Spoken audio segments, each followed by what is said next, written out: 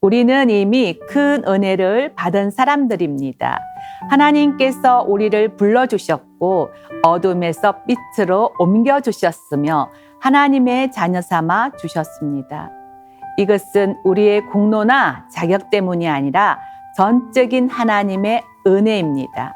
베드로전서 2장 9절은 우리를 택하신 족속, 왕 같은 제사장, 거룩한 나라, 그의 소유가 된 백성이라고 선언하면서 동시에 이렇게 말합니다.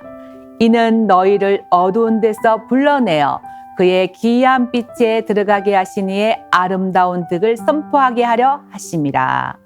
하나님께서 우리를 빛 가운데로 부르신 것은 단지 우리가 그 빛을 누리기만 하라는 것이 아니라 그 빛을 비추며 살라는 것입니다. 우리는 종종 나는 은혜로 구원받았으니 충분하다고 생각합니다. 물론 구원은 전적인 은혜로 충분합니다. 그러나 그 은혜는 우리를 가만히 두지 않습니다. 독일의 신학자 본헤퍼는 이것을 값싼 은혜와 값비싼 은혜로 구분했습니다. 값싼 은혜는 회개 없는 용서, 제자도 없는 은혜, 십자가 없는 은혜입니다. 그러나 참된 은혜, 값비싼 은혜는 우리를 그리스도를 따르는 삶으로 부릅니다. 은혜가 거저 주었다고 해서 값이 없는 것이 아닙니다. 그 은혜는 하나님의 아들의 생명으로 지불된 것입니다. 하나님의 은혜는 우리를 구원하실 뿐만 아니라 받은 은혜에 합당하게 살아가도록 부르십니다.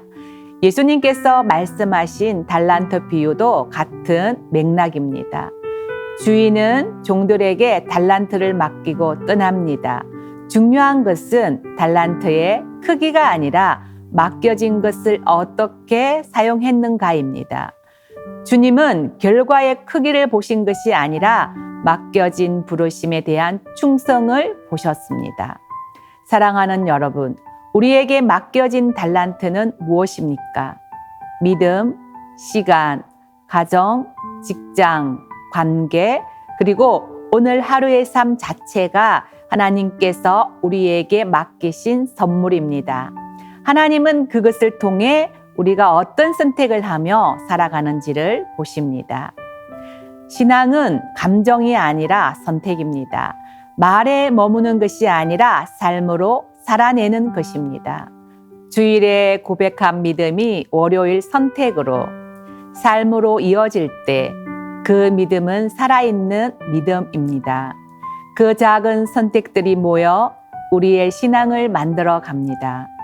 바울은 고린도전서 4장에서 이렇게 말합니다. 맡은 자들에게 구할 것은 충성이니라. 하나님께서 우리에게 요구하시는 것은 완벽함이 아니라 맡겨진 자리에서의 충성입니다. 하나님께서는 우리가 얼마나 완벽한가를 보시기보다 우리 각자의 자리에서 어떤 태도로 있는지를 보십니다. 우리는 이미 은혜를 받은 자이기에 이제는 그 은혜에 응답하며 살아가도록 부르시는 것입니다. 특권을 받은 사람에게는 책임이 따릅니다. 그것은 사랑하는 아버지께서 자녀에게 맡기신 신뢰의 표현입니다. 아버지가 자녀에게 심부름을 맡기는 것은 벌이 아니라 신뢰이듯 하나님께서 우리에게 맡기신 책임은 하나님의 나라에 동참하게 하신 은혜요 특권입니다. 우리가 오늘 드리는 결단은 거창한 결심이 아닙니다. 오늘 하루 하나님께서 맡기신 자리에서 다시 한번 주님을 선택하며 살아가겠다는 고백입니다. 사랑하는 여러분, 우리가 받은 은혜를 이웃을 향해 흘려보내시고 오늘도 하나님께서 맡기신 자리에서 받은 은혜에 합당한 삶으로 응답하는 우리 모두가 되기를 축복합니다.